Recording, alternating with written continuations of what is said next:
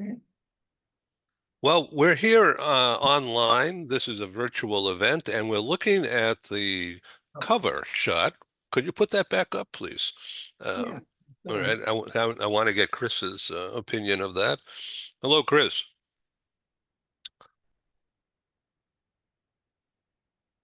Chris, can you hear me? I can hear you just fine. How are you, Ed? Yeah, good. Welcome. Get a new So boat? this is this is the front cover of Stephen Howard's new book. Stephen, do you want to explain to our audience, that's now being recorded, what you see in this? And all right. is that a snake around the head? It's a the DNA helix, but it does have that snake look at it. I'm taking the human leadership concept and creating it or provoking it into our day-to-day living called human mindset with four pillars that we need to start treating each other with more compassion, kindness, respect, peacefulness. And so in the brain there, it's all about mindset. So in the middle of the brain is the tree of life. And so that represents humanity. And then that rainbow that you see above the head is called a rainbow sun, and around the outer circle is called a rainbow sundog. And it's what some American Indian tribes interpreted that to mean a symbol of humanity coming together. Wow, that's really deep and And then spiritual.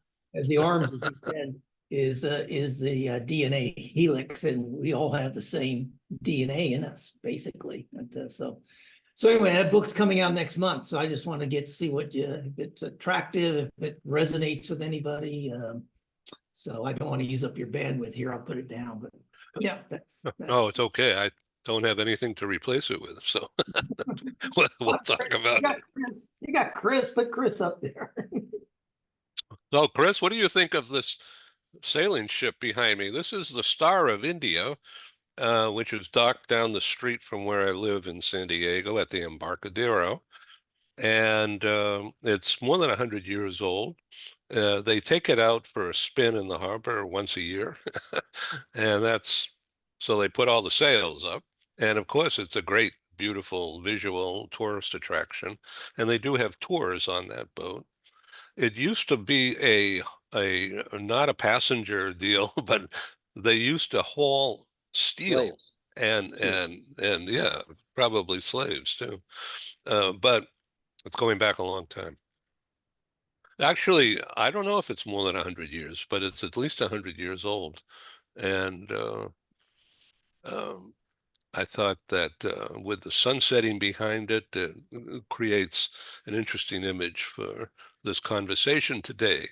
So, Rigoberto, meet my friend Chris Exline and vice versa. And with us, of course, Stephen Howard. Chris Exline is coming to us from Ukraine today. Welcome again. Thank you very much. Good to be here. Bit landlocked, so your boat would not fare very well here in the foothills of of the Transcarpathian Mountains. But yes, but I love the boat, Ed. I think it's a fantastic addition. Oh, thank you. Thank you. Yeah, so, I walk around the city and go places with Joanne. I use my phone camera to just follow, you know, memorialize where I go and what I do. And I'm beginning to upload some of the better pictures, including this one. But Yeah. sometimes they're out of sync. They're too big. The images don't fit into the box, right? So I haven't figured out how to learn that yet, but I'm working on it. Well, So I think the thing yeah, that you're missing is maybe you need to have a giant squid with the double helix arms going around it, and and it could be the sails of light. oh, that's so creative. Wow. Something just got that image into my head. I don't know what it was. You know, So it's 5 p.m. happy hour there now? 7 p.m. Oh, actually. 7 p.m. Yeah, okay. I'll get Yes. Yes. my time zones correct. Okay, my friends. So let's talk about something important today. Rigo, what are you doing for work? I am, I am currently working as destination service consultant in Mexico City. Parallel, I am working on collaborating with Latam Talks, as you may see on the QR. Yeah, I see it. Yeah, so Yeah, that's good for all you. what I'm doing now. Yeah. Good. Okay, so to what extent in Mexico City, to what extent is business impacted by the change of government coming up? I think one of the most obvious things that are happening now is the exchange rate that we have seen in the last perhaps weeks, which So the is peso is going down or up? exactly. Well, well, it's going, I guess, up because we have to pay more pesos for getting a dollar. Uh-huh. And yeah, I think that's one of the first things that I mean, it's not like huge the change, but it's one of the things that is happening. And you know, the new government is starting on October 1st, so in 1 month. But well, it is actually less. But yeah, there's like some uncertainty. But I think you know, probably most of the companies and investors will start to operate normally until next year. By now, everybody is like on hold mode, maybe. Right, right. Yeah, okay. Well, we follow it. I'm here in San Diego, right on the border, and we see. So there's lots of residents from Tijuana in San Diego. It's, I mean, literally 10 miles from where I'm sitting right now. And wealthier residents of Tijuana own condos, property right here in town. And so it's really essentially an open border with a high-speed crossing lane with the right decal on the car.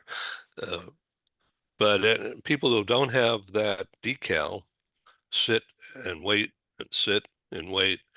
It reminded me of that old movie Casablanca when during World War II in Casablanca, people were trying to get away from the Nazis and they went to Casablanca to try to get exit visas to go somewhere else. And they couldn't get them. So everybody just sits and waits. And that's what it's like coming into the US if you're not pre-approved by the border authorities. Of course, the people who are coming across the border 100 miles or east of here, they don't worry about that. They just run fast. So how's things going in Phoenix, Stephen? Is it cooling off? It was we have the 100-degree weather back again for the today and the next 3 days, but it's only like 101. It's not the 115 that Palm Desert's getting. But yeah, we had to, but the mornings are really nice, really cool. But hey, just to let your audience know, in response to your question to Rigoberto, what the Biden administration announced yesterday about a plan to ban Chinese vehicles and vehicles carrying Chinese parts and Chinese and Russian software. That will impact Mexico because there are a couple Chinese manufacturers who have set up factories in Mexico because of the North American trade agreement. And so that's going to impact Mexico, the workers, as well as the imports in the United States if this goes through. Now, as I read that news, they're, I don't know if it's true or not, but they're saying that those cars have readers or sensors that track the drivers. Yeah, almost all cars do. Yeah, yeah, that's Yeah, right. So it's no big deal. It's just China. That's all. Yeah, the fear is allowing either the Russian government or the Chinese government having access to certain things. For instance, I mean, people don't realize, but like when I rent a car, you can use Apple Play and plug in your phone so you can talk while you're driving or whatever. But I always make sure I delete the phone number when I turn the car back in. Otherwise, if you look at it, you can get everybody's phone number. You know, the last 20 people rented cars.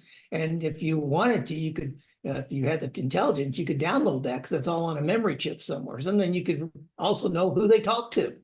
So, you know, if you value your privacy, it's best to make sure you delete everything on that rental vehicle before you turn it back in. Good tip. Okay, audience, I hope you're taking notes for all this. So, Oh. Chris, what did you do today? Well, what was your day like? Well, we signed and confirmed our third location. So we'll be opening on October 24th in a town called Kopachinski. So we're very excited about that. And we initiated what we call a buzz plan. And the buzz plan is our pre-store opening marketing plan, where we have a coordinated effort, because I think Steve, this plays into what Steve so eloquently describes and advocates. Here it's not about us just opening stores, but it's more important, or equally important, that we become a very good corporate citizen. As I've said before, just coming into this country and having a novel and innovative business concept that makes money is almost meaningless unless we're demonstrating more than local companies a willingness and a desire and a historical precedent of giving back. So our buzz pack is, we start off by donating mattresses to the local brigades who are on the front lines. If there's an elderly center, we replace all the mattresses there. And the same thing if there's IDPs, internally displaced persons, or a refugee center, we replace all those mattresses. We sponsor a party for the town where we give out free pizzas, face painting for the children, dance, card writing, all those sorts of things. We're undertaking we always take older buildings, and we're working out with the mayor's office and the city council. They have very strict sign ordinances, but it's amazing if I say, well, I'm not asking you for any money, but we're going to go ahead and repair this old building. We're going to repaint it because it's right in the middle of the downtown, so it'll be actually kind of a showplace. You know what? Maybe they're a little bit more lenient on allowing our signs up because what I've said is that the only thing that's truly sacred with us is our brand. Our brand is a promise. And as we expand across the country, making sure that our brand is immediately associated with, rest assured, with giving back, with supporting the troops, with sponsoring things within the town, making sure that, I'm available to assist with English classes or English teaching at local schools, talking about American, all of those things go into it more than just opening up another furniture store.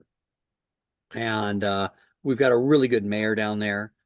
So they're on board with all of that. So, this will be a very good case study for us. And then it also, what it does is it enables all the other mayors to see, okay, well, this is actually, what's happened now. This is the third time that they've done it, and it really means something. So, yeah. Well, Chris, congratulations on the guts to do what you're doing and the wherewithal to implement it, and the apparent, obvious now success that Home Essentials Rest Assured Ukraine is recognized for being a corporate citizen, and that is perfect branding. And congratulations. And everybody out there, Chris Exline and Home Essentials are members of the Global Press Club, which is our subscription-based training and development of media skills. And we're opening up membership for month to month, if not annual.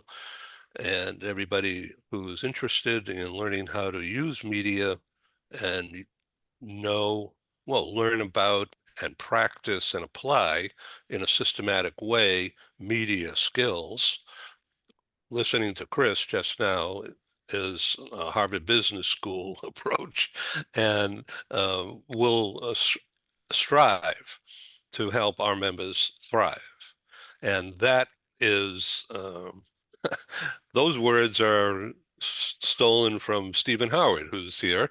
And he and I did a couple of shows, 2 years ago now, I guess, on striving and thriving. And how has that approach, Stephen, tied into your own development into this explosion of book writing and idea development in the form of being a good corporate citizen?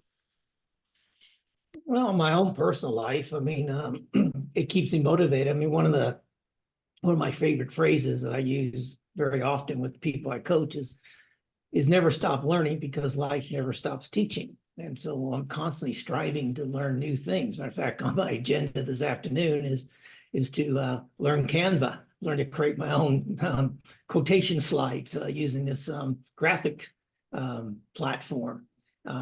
Just teaching myself something new all the time, or being taught something new by others. Why don't you show the slide, one of those two slides or both of them with those quotes, the slides that have the blue background and it's about how to be a leader. Okay, I'll do it. Yeah, good. Okay, so that'll happen in the next few minutes. And it's show and tell here. We're using the media effectively for branding purposes and communications. So the talking about what Chris is talking about, and you talking about corporate branding and corporate image. My first book was on corporate image management, and it was all about the people in the company. It's not about graphics. It's not about your tagline. It's about your company ethos, what your philosophy of business is. And I learned that at Citibank in Singapore. We had a very good corporate philosophy. Customers came first. In fact, you could only excuse for being late to a meeting as one of the 11 vice presidents is he walked in and said, "Sorry, I was talking to a customer," or "I was solving a customer issue." And everyone would say, fine. I mean, you could have been caught in traffic, you could have been late for lunch or whatever, as long as you could say, and obviously you didn't lie too often, but as long as you could say, I was tied up with a customer, you were excused. And the other thing about that was, if it did touch you, if a customer contacted you, you owned the problem. And that was one of the reasons we had great customer service at Citibank back in those days. For instance, somehow some customer of ours got a hold of my direct phone line and called me, and I answered it. And he was complaining that he didn't get his bottle of Hennessy cognac. We were giving away cognac. Well, we were giving, like, if you deposit $100,000 with us for 6 months, you would get a bottle of Hennessy. If you deposited like 200,000, you'd get Hennessy and a champagne or something. We had this whole promotion prior to Chinese New Year, because that's their festive season. So we were giving away alcohol as an incentive. And believe it or not, this vice president of marketing the next day was delivering a bottle of cognac to this gentleman's house, because I own the problem. And when I can't just hand it to somebody and say, "You go deliver this." I had to go there and apologize. And I found out what happened. The paperwork got lost and there was a human error in the process, but that's not to excuse it. No one's to blame here. I had to go solve the problem. So I'm delivering a bottle of Hennessy cognac to this gentleman's house one afternoon. So that's corporate image. That's corporate branding. You do what you say. You live up to it. And Stephen, I've lived in Hong Kong for 27 years, and our company's actually based out of there. You can learn a lot about branding, and your brand is your promise and all that stuff in marketing schools. But I think one of the most important jobs that I have here is making sure that we have a clear definition of our corporate culture. What makes us different? Why do we have a reason to exist? What do we stand for? What will we do? And more importantly, what will we not do? And I think that it's absolutely the most critical thing that I can do every day, stressing upon not only our staff, but upon our customers and our constituents, what our corporate culture is. And it was like, the other thing I had to do today, sadly, was attend a funeral. And when I'm in town, I attend every single service for a fallen hero. And I don't know these people, but it's how do you come into a small town like this and not show compassion. And that's not branding. You know, that's about corporate culture and showing that you just absolutely care. And you understand the sacrifices that, you know, this is a country at war and people are dying every day to defend its right to exist.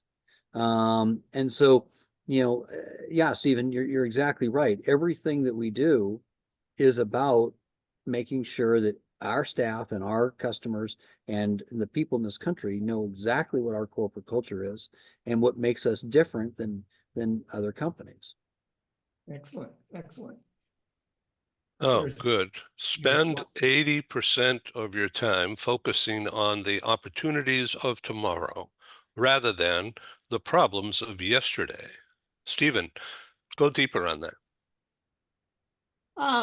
You know, so many, I find so many people I coach are spending time trying to figure out who's at fault, what's to blame, what went wrong. What went wrong is important, but only if you're taking that to learn how to make it right, how to make sure people aren't replicating it. You know, having a psychologically safe environment where, look, people are going to make mistakes, but how do you learn from those mistakes? And more importantly, how do other people learn from them so they don't repeat them or replicate them? Is so important. And if you have a culture, you know, going to what Chris is just talking about, a culture where you sweep your mistakes under the rug, so to speak, or hide them, other people are going to make the same mistake. And look, I made mistakes as a VP of market at Citibank, and one of the first things we did when we realized the mistake I'd made was we communicated that to the people in Hong Kong, Malaysia, the Philippines, Indonesia, Thailand. Who did I leave out there? And Taiwan, I guess, to make sure that they didn't repeat the mistake because it was easy to make. And so we shared that mistake across borders to make sure people didn't repeat it. So that's just one you want. I'll put up another one here in a second of these quotations. Good. Thank you very much. So, Rigo, I wish you well in your new pursuits. And are you planning on hiring people to work remotely? No, no, in the short term, but certainly in the next year, that's part of the plan. I'm starting small, but just providing by myself the services, you know, small services like driver assistance license or helping people to find a house. But I do have, like, let's say the connections and the framework to operate bigger, and yeah, so that will be part of the bringing more partners and probably partnership instead of subcontracting someone else, because the new scheme will be more like a freelance where I will be directly involved with the corporates.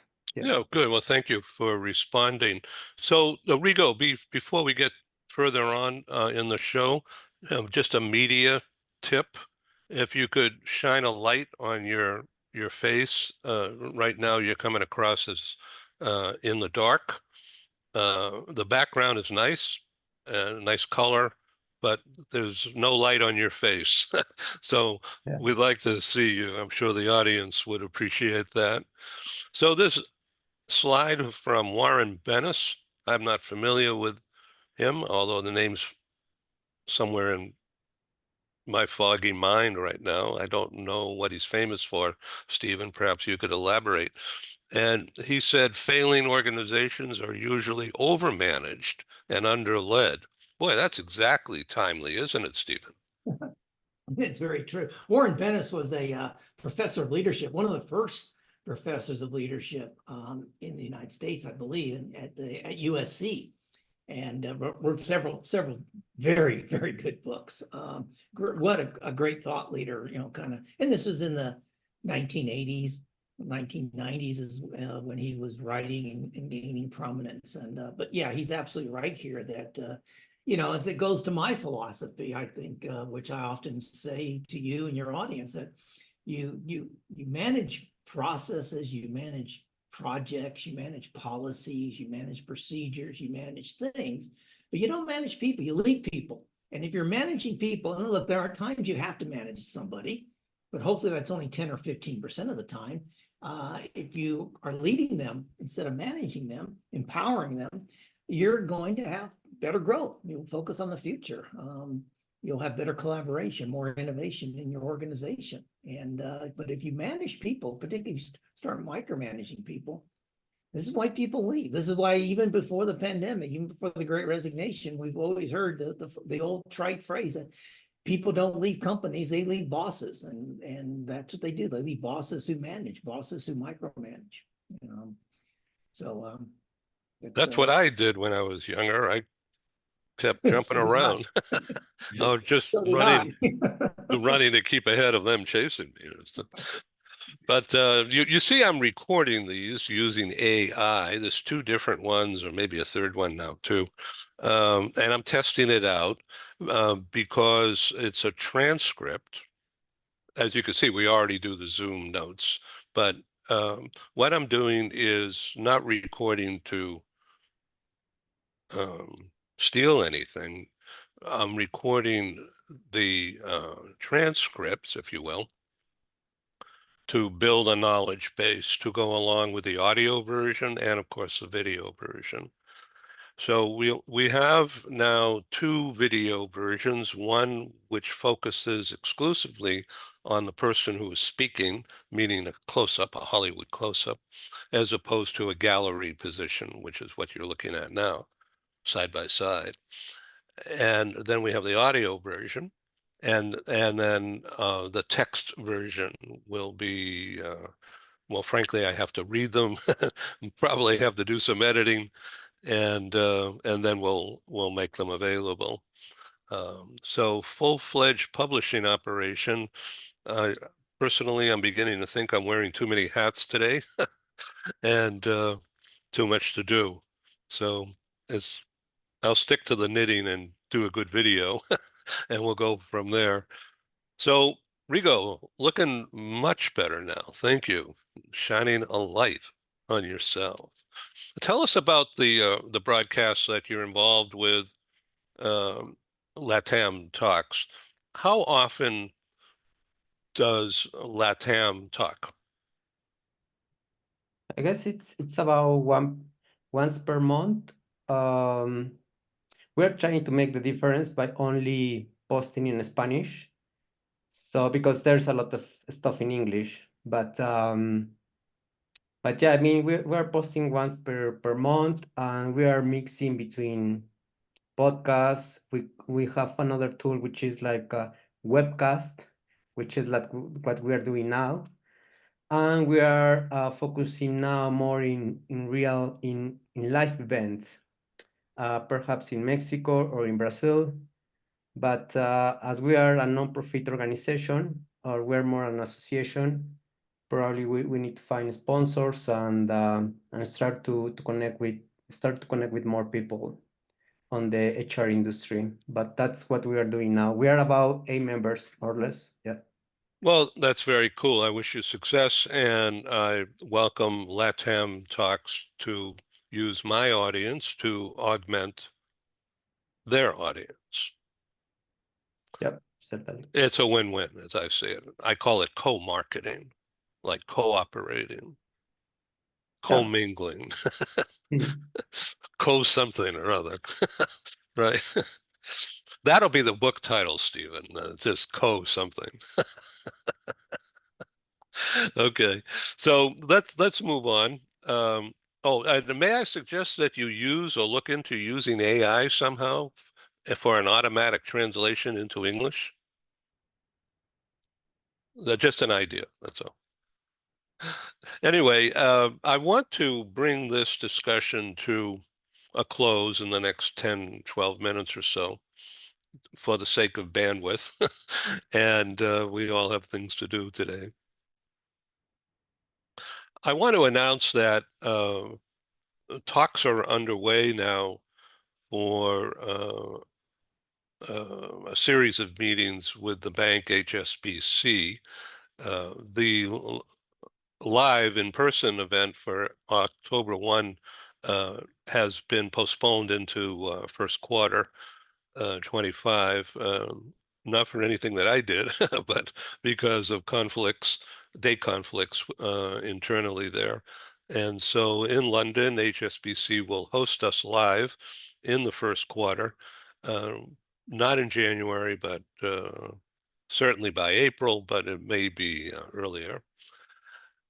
And further, HSBC and I are in talks about producing a live in-person meeting with virtual in New York City and during the first week of December. And I'm really excited about that opportunity and honored to have that relationship expand. So I'll be making more announcements about that. Upcoming on September 26th here on this stage, we're doing an international event, and all of you out there watching and listening are welcome to join. There's no toll gate, free registrations. We exist by sponsorships, memberships, advertising, of course. And so buy an ad, please. Okay, so September 26th, it started out to be a live meeting in Malmö, Sweden. It has expanded greatly to be not live, but totally virtual, digital, and will feature leaders from within Scandinavia and also people from around Europe and the US and Latin America. It's quite a cast of characters who will be speaking, and there's always room for one more in case somebody out there wants to get in touch with me. My email is publisher@globalbusiness.media, and there's no fee, it's complimentary. And if you want information, let me know. I'll get it to you today.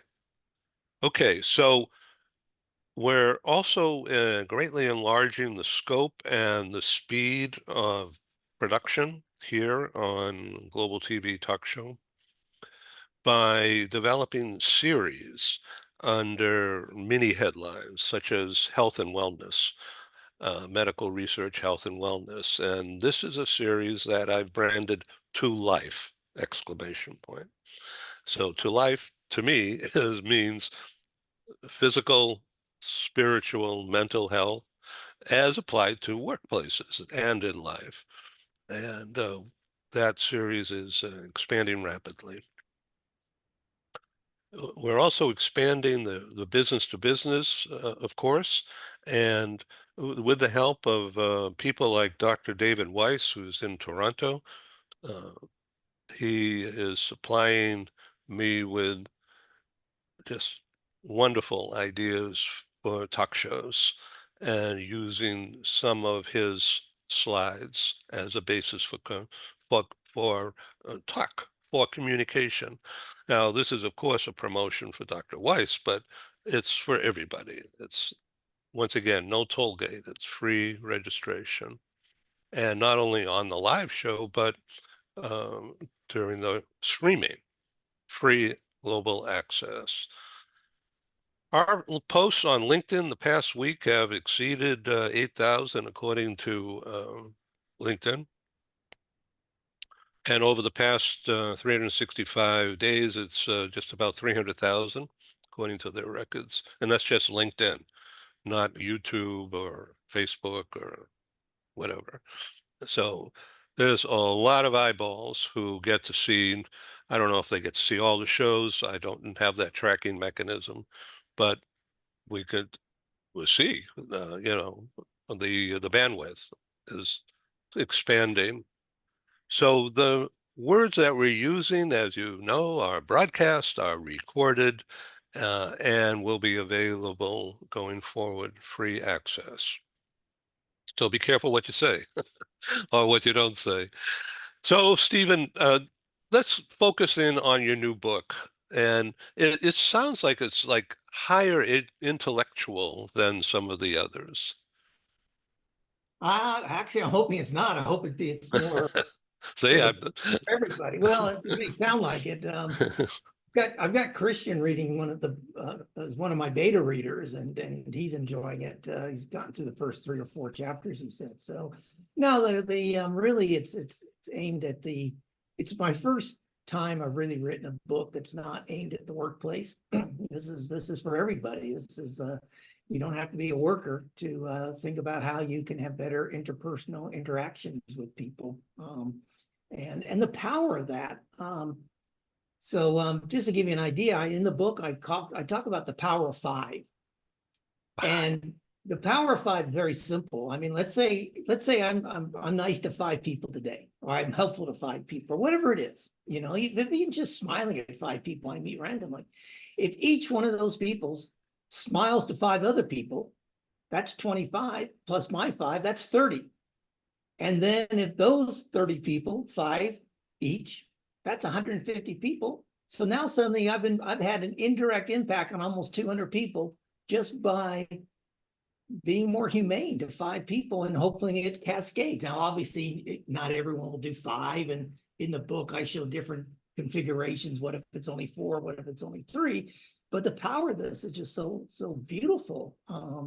And I'm talking about, you know, authentic interactions with people, not just you know, how's it going, nod of the head, toss of the head type thing, or you know, the checkout person at the grocery store saying have a nice day, you know, which is routine. People don't pay any attention to that anymore. But just finding ways to show compassion, respect to people can be very powerful. And so the concept of the book is called Change the World by Changing Your Mindset. And it's not, you can't, you know, I'm not saying we have to solve Middle East peace. We can't certainly solve the Ukrainian issues. We certainly can't solve world hunger as individuals, but we can make our neighborhoods more peaceful, more respectful. We can make our communities, our schools, our neighborhoods, whatever, just by the way we interact with people. Because, you know, people are they're spring-loaded. People are spring-loaded and pissed off. They're ready to snap at anything. And this is why we see fights in ballparks. We see fights in the happiest place in the world, supposedly, is Disney World, happiest place on earth. And we see fights between visitors and families. We see arguments between guests and staff. You know, we got to change. So that's what the book advocates. And so, no, it's not highfalutin. It's not academic at all. It's a very straightforward approach. Well, congratulations. That's really something. Yeah, Stephen, that's fantastic. And I believe that those of us that are in leadership, we have a higher responsibility to make sure that we are doing that, treating everyone with respect, regardless of your belief system. There's not a belief system out there that says that we should treat other people like crap, or make ourselves, remind people that, we are the leader. And as I am here in the post-Soviet culture, it is very hard soil, for lack of a better term, to, people actually perceive it as a sign of weakness if you as a boss are actually nice and take an interest in other people's lives. It's, and at first people thought it was kind of strange, but now that I've been here 2 years, it's starting to take hold. I just made the decision I'm never going to adopt this Soviet style, that yes, you have to be cognizant and appreciative of their culture, but damn it, that doesn't mean that I'm going to change mine. And I'm not going to change the level of decency that we have. We're not going to change the way that we treat people. And like Stephen, like you, I mean, it's not a you know what, that door is always open. Now you can, I'll never close it. That's all bullshit. It's, do you really know the names of people's children? Do you really have a care if someone's husband has been in the hospital? Do you care, and follow up with a factory worker whose son has been injured on the front? These things are very, anti-Soviet management, where it's all top-down, power-based. And I just said, we're not going to give into that. We're going to, I don't care how long it takes, we will do it. And so Stephen, yeah, that book, if we can get it translated into Ukrainian, that would be fantastic. Go for it. I'll send it to you. And that's what the human leadership concept was all about, Chris, that you just talked about. And Chris, you used a word there that's another foundation for the new book, Human Mindset. It's also about acceptance. Accepting people for who they are authentically. Well, you don't have to agree with them. I don't have to agree with your religious beliefs. I don't have to agree with your lifestyle. I don't have to agree with anything, but I have to accept you as a human being. And as a human being, you're deserving of my respect. You're Well, deserving. Stephen, of my, I think you have to. yeah. Stephen, you have to. You have to Have- accept, huh? Have You have to what? agree with me. I don't have to agree with you. I refuse to agree with you. But I still accept you as a human being, Chris. I still respect you. That's funny.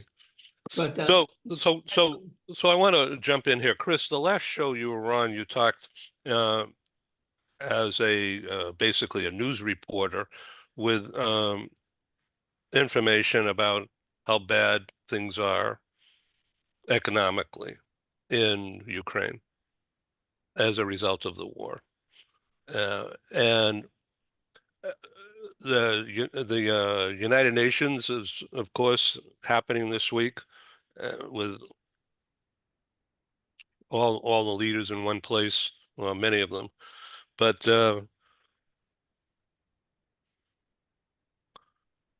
what's the purpose of companies or organizations giving so much money or allocating or talking about giving so much money to Ukraine going forward with no end of war in sight, but everybody sort of hoping that it will end soon for everybody's sake?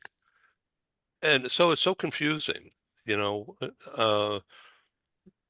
Zelensky is going to speak every day during the week about needing more money to stay alive.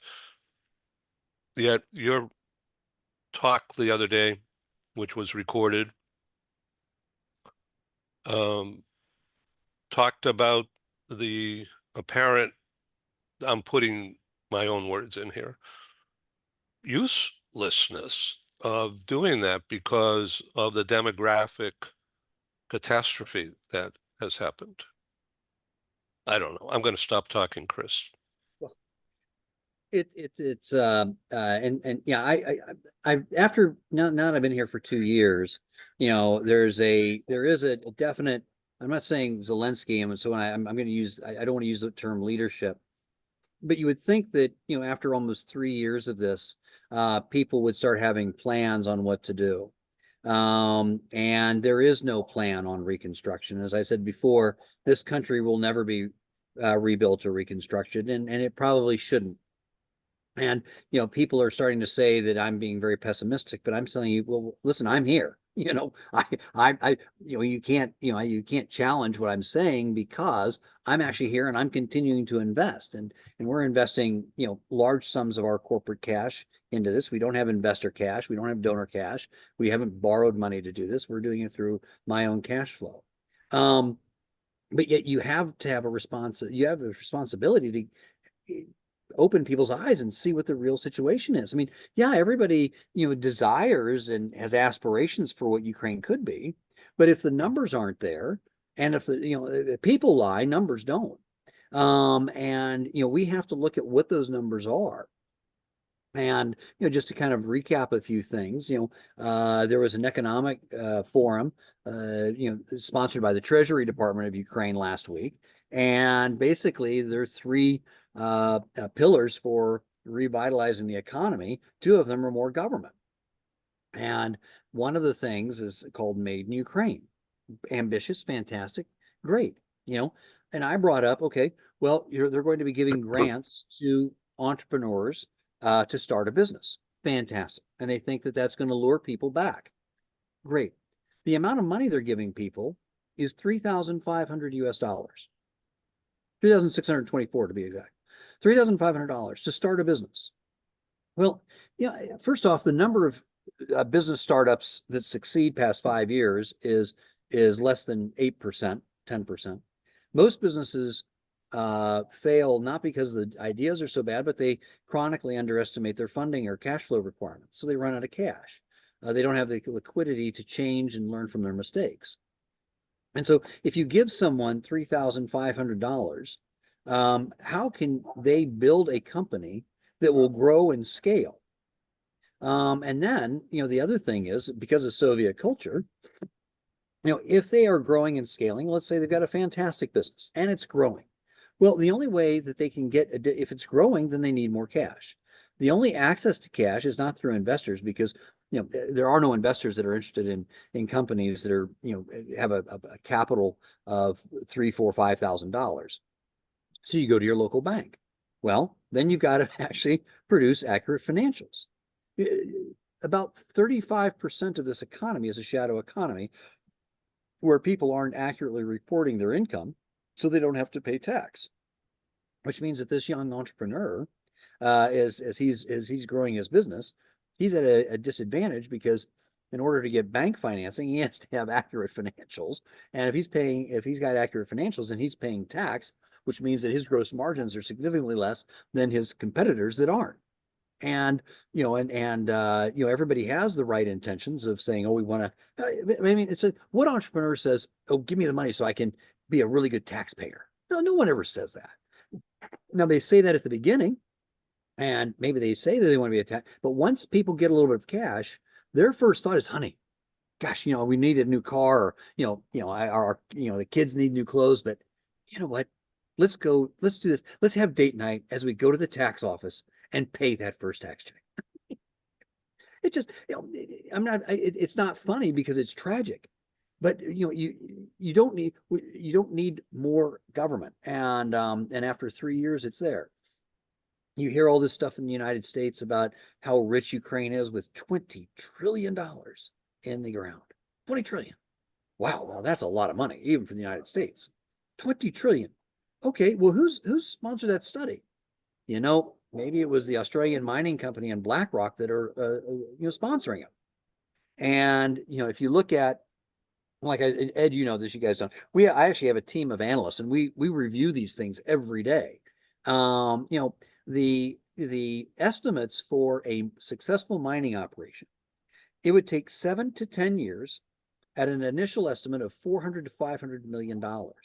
Now, that doesn't include all the infrastructure that would be required, and it doesn't talk about all of the government resources, personnel-wise, it would consume to do that, and it doesn't anticipate any issues with the European Union and sustainability. Well, if you've got a country that is so desperate for cash that even at 15% interest, it can't stabilize its currency, and it's running a budget deficit of $5 billion US a month, what in the hell are you doing thinking that mining, something that's going to take 7, 10 years or longer, is going to solve your problems? They need immediate jobs. They need immediate things. And like I said before, the title of the paper is, you know, rebuilding Ukraine for whom? The 44 million that lived here in 2020, the 39 million that live here today, the 36 million that live here today, the 29 million in 2030, or the 15 million in 2050, in 2054. So you've got this, you've got the mortality rate, 3 deaths for every single birth. The people that are here are you know, getting older. The retirement age is 60. That's going to have, you know, so you've got pension, you've got healthcare issues. You don't have enough doctors. So, you know, there's just, you know, so unless the people wake up from a business perspective and look at, like Stephen would say, what are the real problems? I mean, you know, it's you know, you've got excuses, okay, and Stephen's job, my job, it's more about, you know, eliminating excuses. I'd love to think it's thinking strategically of what we're going to do, but I'll tell you what, you know, I don't micromanage people, but you know, and this never happened at Citibank, Stephen, where people have an excuse on why it's not their fault they couldn't do their job. No. Never. Not even me. No. That never happens at Too Big to Fail. But here, at Too Small to Succeed, you know, I eliminate excuses, and I think that's an important part of my job. But what I'm getting at is, if we don't, yeah, we can sit there and, you know, let's go team, and let's do this together. But you know, if you're not accurately addressing all of the numbers and the real situation, then you can't have real solutions. Is there any chance for a Marshall Plan type intervention once the war is over, or even before? You know, and I'm in those discussions. Not only am I the you know, shopkeeper, I'm actually what's considered, Stephen may know this, I'm Home Essentials, we're a qualified contractor. And so that means that we've been vetted, and we currently work with the State Department, the European Union, and the Foreign and Commonwealth Office. So, I was in those discussions in Berlin and elsewhere in 2022, where they actually had a 72-point plan. The German Marshall Fund had one, the CEPR. All of those talks of reconstruction, gone. No one even mentions them anymore. No one's going to fund it. No one knows how to fund it. The governments here don't have a way of prioritizing it. And no one's addressing the structural issues that are required on how you would even, Stephen, just from your banking background, the current workforce has gone in 2 years from 11 million to 9 million people. For the economy to grow back to where it was pre-COVID, it needs to grow at 7% a year. Fair. You've got to do that. They need 4.5, and this is according to the National Bank of Ukraine, 4.5 million workers. Well, where do you get 50% of the workforce? You don't. You've got, for these entrepreneurs, they're battling. If they get a loan from the bank, it's 15% interest, and you've got inflation at 8 to 9%. Well, Stephen, you and I both know if you're borrowing money at 15%, you're not a solvent business. Okay. And if you're borrowing money to build a plant or a factory, you're paying interest on very expensive on money that you're not going to get a return from in a year or 2 years. So we just need to have there's a lot of opportunity here. And like I say, I'm bullish on Ukraine, but only because I've been here for these years.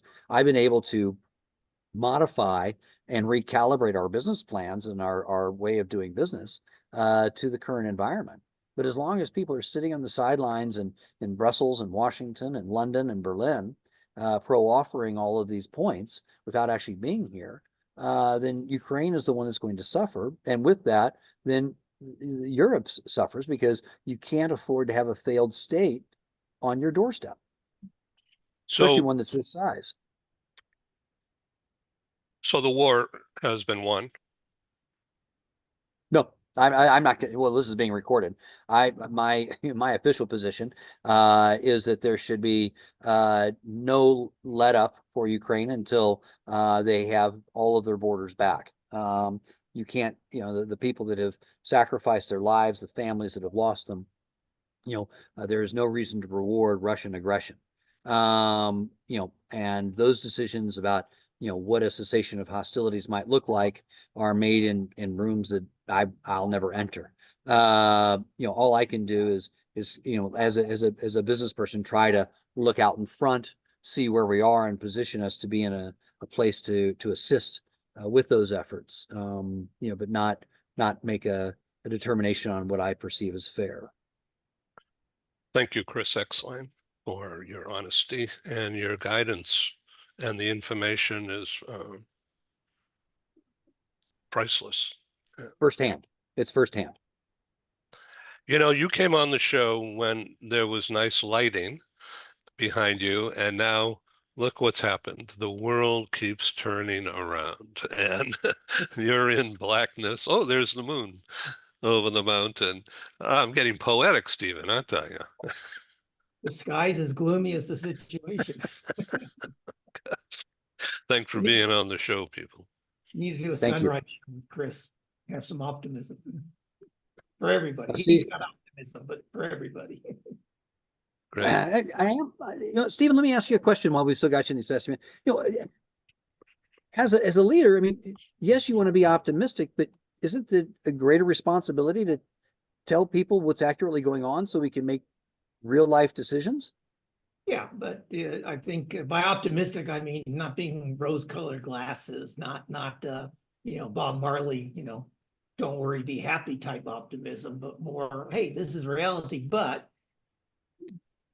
there can be some positive outcomes from this down the road, or we will make positive outcomes from it down the road. We have to build in resiliency, we have to build in some agility, and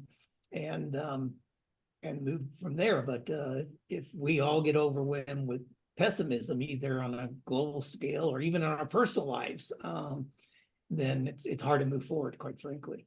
I mean, if you were pessimistic, you wouldn't be making the investments that you are in your factories and in the people as well. So I have to say you have at least some optimism in your blood flow. Thank you. Please come back to Global TV Talk Show. We have lots of opportunities in front of us. Thank you, Rigo. Thank you, Chris. Thank you, Steve. My pleasure. Thanks, Good Ed. talk. Thank Yeah. you all. Thank you. Bye-bye. Bye. Thank you. Thank you.